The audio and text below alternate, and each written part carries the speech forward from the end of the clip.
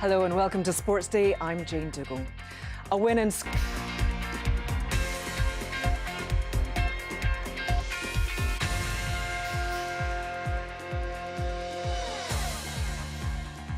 Hello and welcome to the programme. It is the international derby that always has an edge to it. Scotland against England. Tomorrow's Nations League match is being played at Hampden, and more than pride is at stake here. England are trying to qualify for the Olympics on behalf of Team GB. The result of this match could be a factor, so there's a twist. A loss for Scotland might actually benefit some of the Scottish players who could play at the Olympics, but do not suggest that to them. It's very complicated looking at qualification, but luckily our sports reporter Joe Curry is in Glasgow to explain it for us. Joe, can you talk us through the permutations first?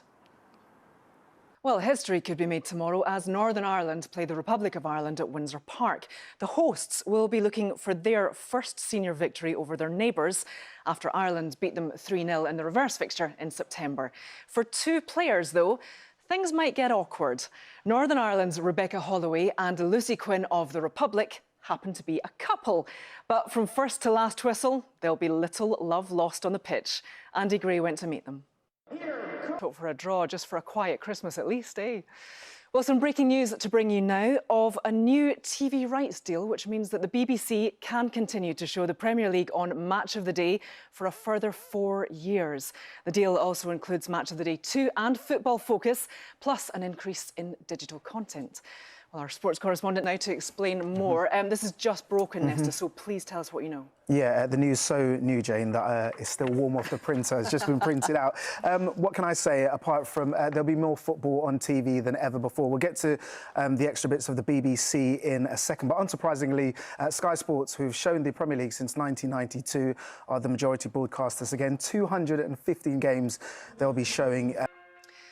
Now, rugby referee Tom Foley says he's taking a break from the international game because of what he calls the torrent of criticism and abuse he received after the World Cup final.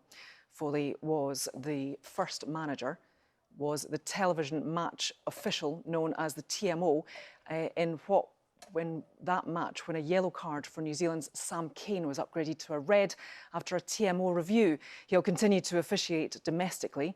But speaking to the BBC's Jack Killa, Foley described some of the abuse he's received, a warning you may find some of what he describes as upsetting. Fans of the sport also continue to be impressed with O'Sullivan's achievements and longevity. Earlier, I spoke to former world champions Dennis Taylor and also Ken Docherty. I began by asking them if they thought he was the greatest ever of the sport.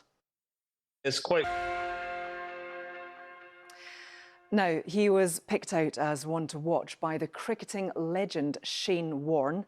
Now, Kieran Gibbs is one of the faces of English disability cricket. The 22-year-old was born without hands or forearms, but taught himself to bowl and bat and has been playing cricket nearly all of his life.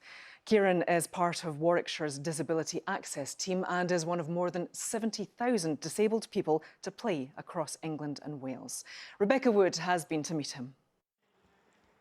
Right, before we go, just time for a reminder of our top story. The England manager, Sarina Wiegman, says that Scotland will not give away the game at Hampden to ensure that Team GB get an Olympic spot. The two play tomorrow in the Nations League. And the Scotland captain, Rachel Corsie, has said it is an insult to suggest as much. That's all from Sports Day. Thanks very much for watching. Bye-bye.